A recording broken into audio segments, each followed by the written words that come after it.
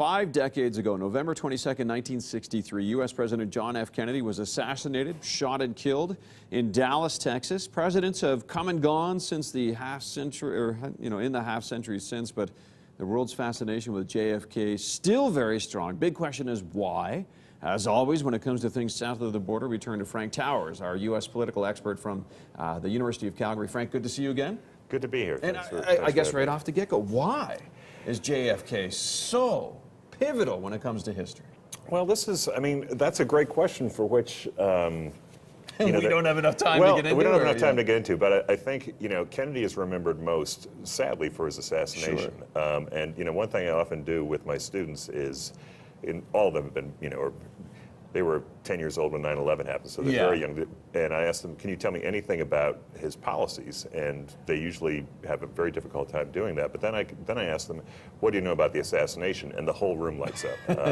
It still resonates in our culture in ways that I think possibly go beyond Kennedy himself. It's a story, I think, about political assassination, the martyring of a good man and so forth, that speaks to something deeper in our culture. Do you think so? It's not just fueled then by the conspiracy theories and things like that. I'm sure that's part of it. I mean, those play a role, absolutely. Yeah, it makes for a sexy storyline in a movie, right? It does, and and it's a compelling.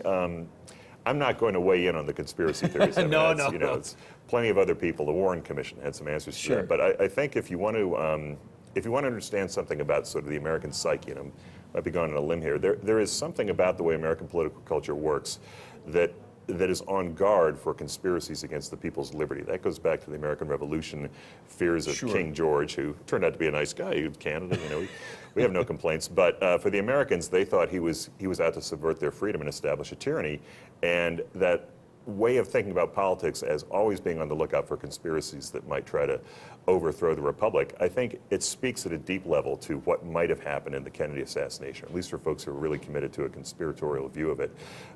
It's a compelling storyline about politics in America that particular event really revs up and draws on. Talk about some of Kennedy's policies. I know this week President Obama was honoring people in America, the highest civilian award you can get with the Presidential Medal of Honor, which I know Kennedy modernized, but I'm 43 and that's pretty much all I know about what Kennedy did other than the assassination, with what you just hit on.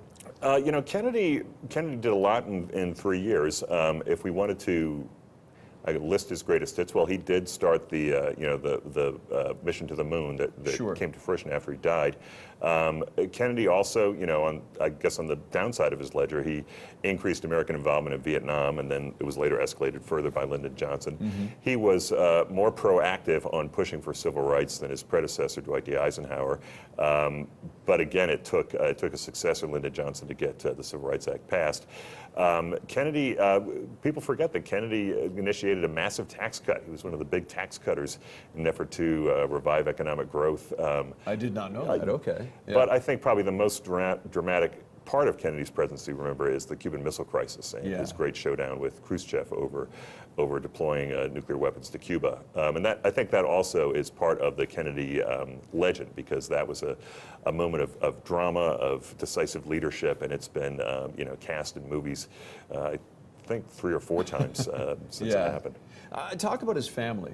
Because his family, the Kennedy family, John F. Kennedy, and then of course you have his family, you have John Jr., you have Caroline, you have Jackie. Were they like the stereotypical American family, and is that why so many people associate with them, or what was their kind of draw? I think another part of the Kennedy mystique is they were a very telegenic family. They looked good-looking family. They're just. I guess this was the dawn of people. television too. Yeah, that's true.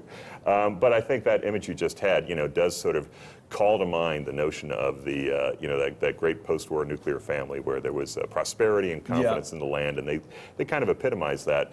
But beyond Jackie and Jack, the Kennedy family is this larger clan of influential politicians. So his brother Bobby was Attorney General, later runs for president, is assassinated, adding to this, tragic story. Teddy Kennedy served as a senator from Massachusetts for many years. His father, Joseph Kennedy, had been ambassador to England and was a prominent figure in his own right. So the Kennedys had this, I suppose, cast a long shadow over 20th century American politics, and many of their offspring, have served in Congress and other offices. There you go. 50 years ago today. Do you remember where you were? I was not yet on this earth. I'm okay. You know, I may look older, but you're like me. You're like me. Yeah, I was not born yet. It was 7 years before I was born, so there you go. Good stuff. I know my mom and dad talk about it all the time. Absolutely. It's compared to like where we were when September 11th happened. That I think type it's of thing, similar. right? Yeah, it's one of those. Where were you at that moment? If you talk to folks who went through it, they know anybody ask them today, they'll probably I was be in able to high answer school that. class. I was in gym class. I was whatever, that type of thing. Thank you, Frank. Frank's a U.S. political expert from the University of Calgary. As always, good to pick your brain.